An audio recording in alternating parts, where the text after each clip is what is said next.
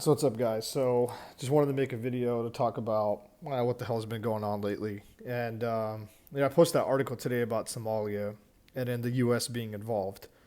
And so this video, we'll talk a little bit about that. We'll talk about the economy, housing, rates, all that BS, just whatever.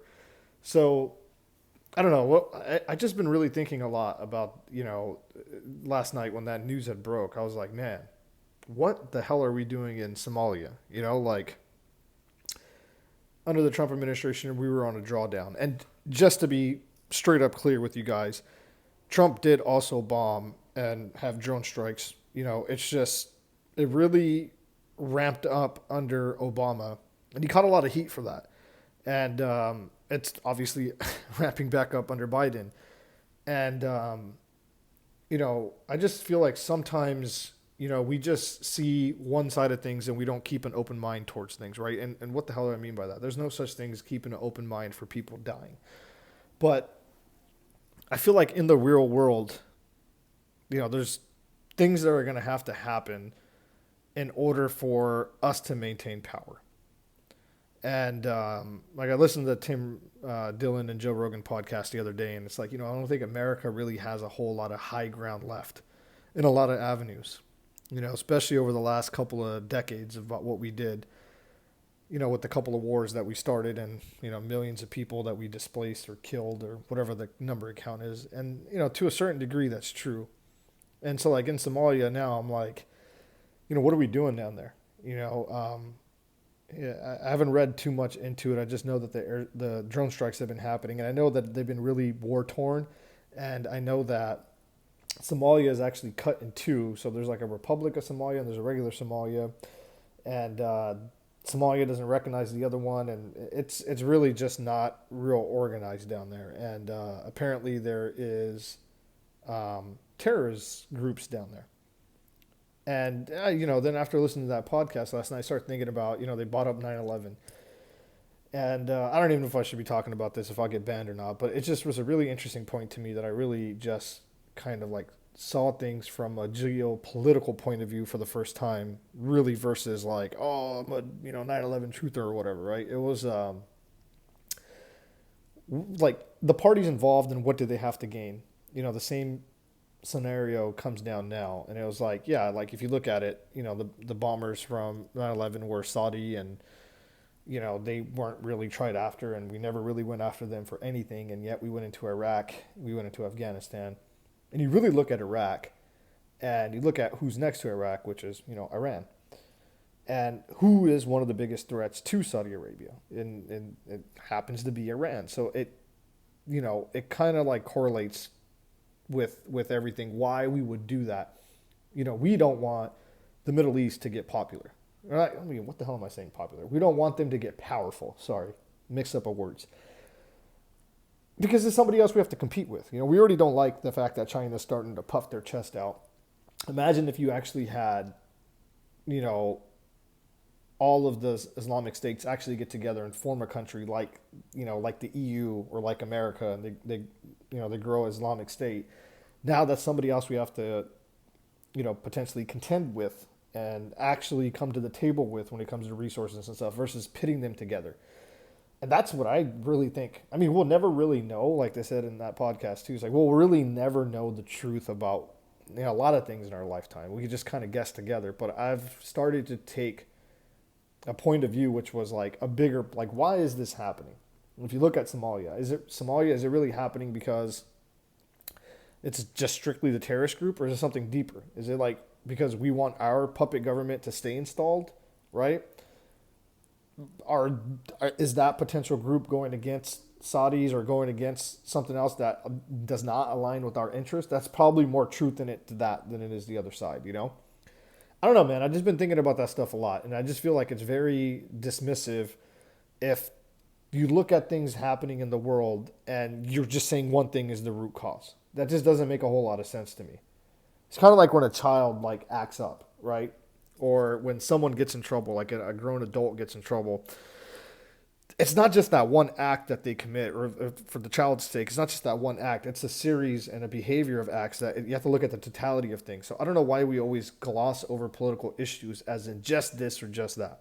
when they're a lot more complex. And, the same thing goes into the markets. Like we're looking at everything like, oh, the real estate, everything's going to fall. And I'm like, things are a lot more complex than just black and white. Like a lot of times we really want things to be black and white. When we're taught as kids, we're taught these morals and these values of this is right, this is wrong, and this is how it is. But then you get to the real world and you realize like, holy shit, there's a lot of things that are wrong, but they justify right, or they're right, but it's wrong. There's just a lot of gray, and that is the reality of the world. So I'm done with the political talking points. On the real estate side or on the investment side, obviously markets came down today. And guys, we knew this. This is the thing that just like, I always laugh. People always say, excuse me, oh, it's priced in. I don't think so. Because everybody knew that we were going to hike in September. Everybody knew that. Like, this was no shock. Like, Powell literally said in the last thing, like, regardless if we get lower numbers or not, it's not going to change our perspective of wanting to hike and wanting to continue to raise those interest rates, And yet, when the report came out that, they are really going to do it, it's like, oh, God, everything sells off. And once again, people that aren't familiar about why, assets sell off is because money is going to move from things that are risky and move into things that aren't risky. So and if you had $1 million, worth of stock in Apple or any of these tech companies that are trading like 28 price to earnings, means they're trading at a very high value equation. And it becomes harder to borrow money. Therefore, it's going to become harder for companies to grow because more of the capital they actually make, they got to pay for servicing the debt, or they got to pay more to borrow to grow. Companies are naturally going to slow down. The reason why you would want to sell is if you made a lot of profit, you're like, yeah, let me sell half. Why am I going to take this risk in this company when times are going to slow down, business is going to slow down? I'll park this money in a bank. I'll park this money in a guaranteed government note that's going to pay me 3, 4, 5%. And I'll wait. I'll wait for, rates to cut or economic environment to get better, and then I'll deploy the cash again. That's what's happened time and time again and over again. And on the real estate side, it's like, I had a conversation today with a buddy, and, he was looking in the Midwest, North Midwest to invest in, and he's looking at a couple of deals. Like, what do you think, man? And we were looking at numbers, and I was like, man, like, I really have a hard time saying yes to anything that's not at least a 7 cap right now. And strictly just because, I'm like, if I'm going to pay 7% interest rate, I better get at least 7% return on my money. That's what a cap rate is, right? A market capitalization rate. I actually have a video about it if you scroll down to my page that actually defines it in detail. And on the stock option course that I have, it explains it very much in detail. But yeah, that's the range I'd be buying in. Like if I can't make 7% on my money put in, I don't want to do a real estate deal right now. And I will say there's one exemption. If, I would be willing to buy a 6 cap if it was an amazing area, and the units were relatively brand new and we didn't really have to do a whole lot of capital expenditures or major renos on it. Then yeah, of course I'd be willing to buy it at 6, maybe even a 5 if it's an A-class property or something, because usually those would go for 2% or 3%. You get what I'm saying?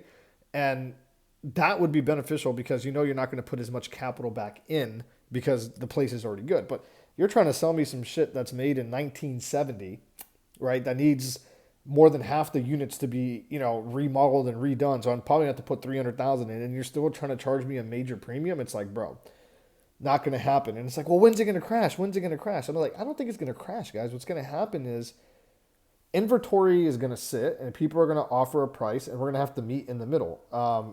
You also have to remember the thing that's different this time around.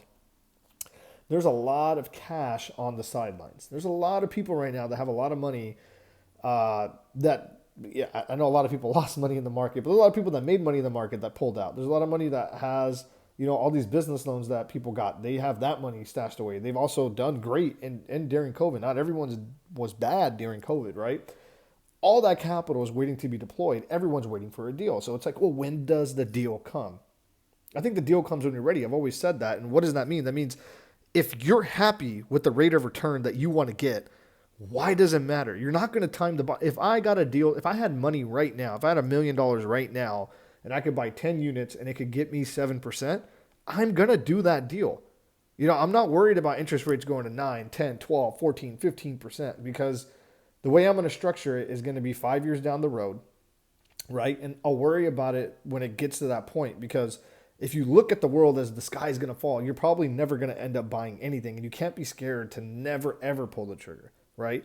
It just has to make sense for you. What do you feel comfortable with? What's a reasonable rate of return that you want?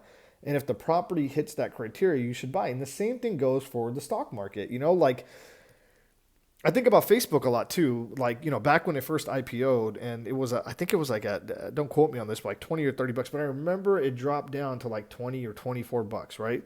I mean, did it really matter if you bought it at 30 or if you bought it at 20? I mean, you made an absolute killing on it, right?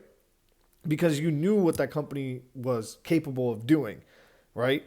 And in this environment, the reason why I'm not pushing stocks as heavy or posting about stocks right now is because I'm like, bro, I clearly see as rates go up, stocks are going to continue to go down. Yeah, we had these rallies, but you've seen me post many times that there's a lot of bull trap rallies that happen and eventually they fall out underneath and then you get a real bottom.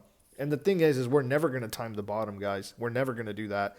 Like, I'd be lying through my teeth if I told you that. The reality is once you find a company you actually like that, basic rules, right? You could explain to a 5-year-old how they make money and what they do. And, it's going to be around and it's a solid company. You just buy it whenever it comes down a little at a time, like 10% of your capital at a time. And you build that position, you dollar cost average in the long run, you're going to be absolutely fine. It just sucks. Nobody likes to look at their screen and see red, bro. Trust me. I've lost over 50% on some stocks. I've lost 80% on some stocks. It is what it is. That's just going to be the nature of the beast, right? But that's why I like real estate is no matter what, you're going to get a paycheck and it's going to be consistent, right? But basically to wrap this whole thing back around, it's like, not everything is going to be black and white in the world of politics and our lives, and not everything is going to be black and white in investment. A lot of the time when you're buying something, when it comes to real estate, when it comes to stocks, it's going to be a lot of gray. It's going to be a lot of questioning like, oh man, is this company going to make it? Or damn, man, we bought this property. I wonder, were these good tenants that were in here before? Were we going to find something that we missed? That's just how life is going to be. And once you start looking at a bigger picture, you're like, okay, I see why America did this. I don't accept it. I still think it's 100% wrong for what they did, but I see why they made those moves into Iraq and Afghanistan and how they try to play the geopolitical game, and it backfired on them, in my opinion. But I see why. Then you could be like, okay, now when you look at current events happening, you're like, well, what's the bigger picture, right?